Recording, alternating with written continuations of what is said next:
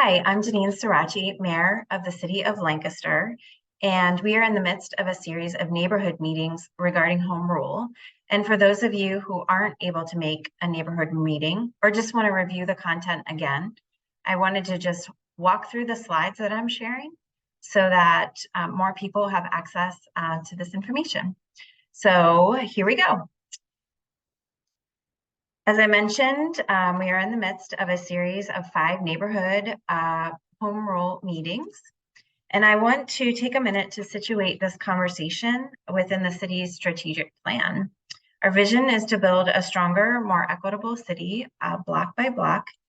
And sound government is a priority that we are going to talk about tonight, which is a priority that's focused on serving our residents, continuously improving, and putting our human and financial resources to their best use while balancing competing interests. On May the 16th, voters in the City of Lancaster will be presented with this question. Shall a government study commission of 9 members be elected to study the existing form of government of the municipality to consider the advisability of the adoption of a home rule charter, and if advisable, to draft and recommend a home rule charter? Again, this is the question that will appear on the ballot on May 16th, to which voters will respond yes or no. Let's first talk about who the study commissioners are. These are 9 individuals that are elected by the voters.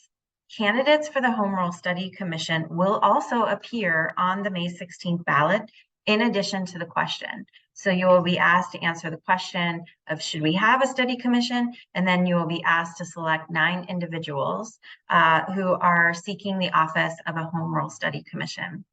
These are independent members of the community. They should be committed to the overall success of the city, and they should be open-minded, willing to learn and share what they have learned with others throughout this process.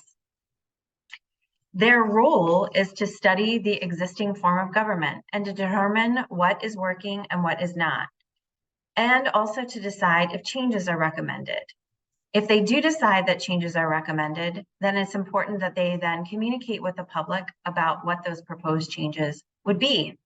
And then ultimately, the voters decide if there will be a change. Their timeline for the work looks like this. The primary election happens in May 16th, and within 10 days, they will be sworn in by a magisterial district justice and begin the study process. That process can take 6 to 9 months, during which time they'll be reviewing the existing form of government here in the City of Lancaster and looking at other options through home rule charters across the Commonwealth. At the end of that commission study period, they will make a determination about whether or not they think it would be in the best interest of the city to pursue home rule. And then they would begin the process of charter drafting. That whole process takes about 18 months from start to finish, with an ending point of a 2024 general election in which voters would decide if they wanted to move forward with a change in government. This again is predicated on the decision by the commissioners about whether or not to recommend a proposed change. Let's talk a little bit about what home rule is.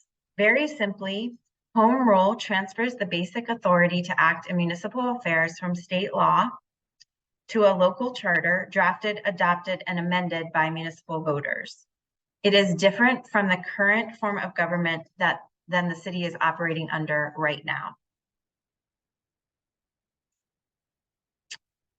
Most cities in Pennsylvania have already decided they needed more local control and more flexibility. A total of 26 cities currently operate under a home rule charter. Additionally, 7 counties and 56 other municipalities operate under a home rule form of government. Principles of home rule are relatively straightforward, but it is a complicated process to move through.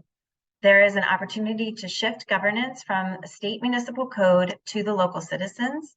It also allows for flexibility in defining the structure, the powers, the taxation, and other functions of the municipality. And it is also an opportunity for the citizens of Lancaster to create a government that best meets the needs of this municipality. So why am I recommending that we study home rule?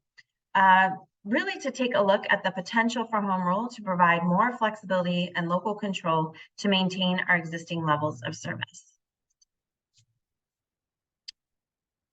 What are our existing levels of service? Well, I'm presenting them here in the form of a pie chart, which represents our budget for 2023. This pie chart encompasses the services that our residents rely on every day.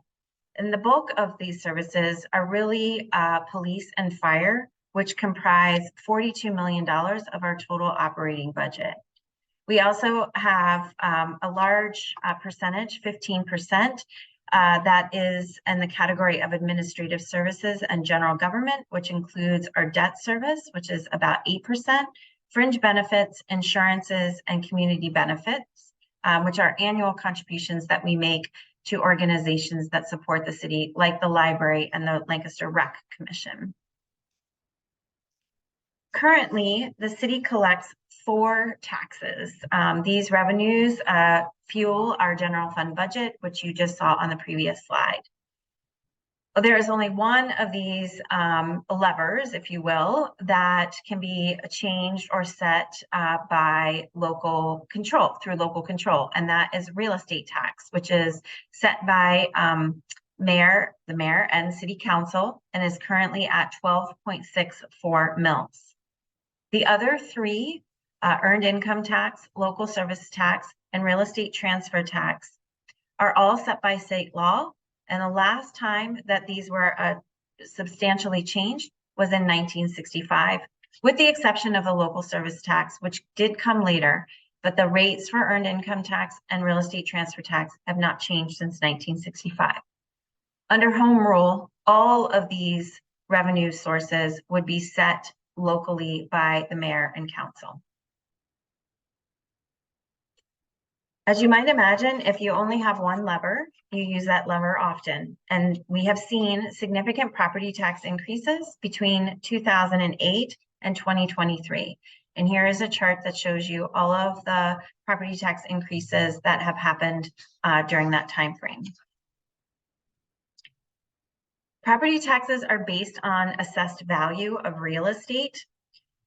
Here you can see the the flat line of assessed value in the city. The county did conduct a reassessment in 2018, which meant that we needed to readjust our millage rate down so that we were not increasing property taxes based solely on the process of a county reassessment. So I just want to explain that this is really a 2-part process. The county reassessment increased the value of the property, but by state law, we had to reduce our tax rate to make sure that the increase was revenue neutral on our budget. So county reassessments do not automatically mean that your taxes are going up. What does change your taxes is an ordinance that's passed by the City of Lancaster that would increase your rate of taxation. So county reassessment is a process that happens, that is led by the county and happens, I believe it's every 7 years. And that process in and of itself has to be revenue neutral. The only way that property taxes increase is by an ordinance that's passed by city council. So the reason why this slide is so important to understand is that our assessed value of real estate in the city of Lancaster increases at a rate of less than 1% a year. And that is the basis for which we generate the majority of revenue for the city. And because it doesn't naturally grow over time, we continue to see increases in our millage rate. What does grow over time are earned income taxes. City residents are earning more and have been consistently paying at a rate of 0.6%. We are projecting a 5% increase in earned income taxes next year in 2023. Well, this year, actually. And here is a picture of what is coming if we don't substantially raise taxes or significantly reduce services. I shared this slide at the State of the City address to just show where we are in terms of our general fund balance. And if we made no changes to our millage rate or in a significant reduction of services, we are facing a very significant budget deficit in 2027. But even sooner in 2025, we will ostensibly wipe out our general fund balance, which is like the city's reserve fund that pays for emergencies. And it is a best practice to have at least 3 months of operating expenses in our general fund reserve. I also just want to point out that this isn't a new problem.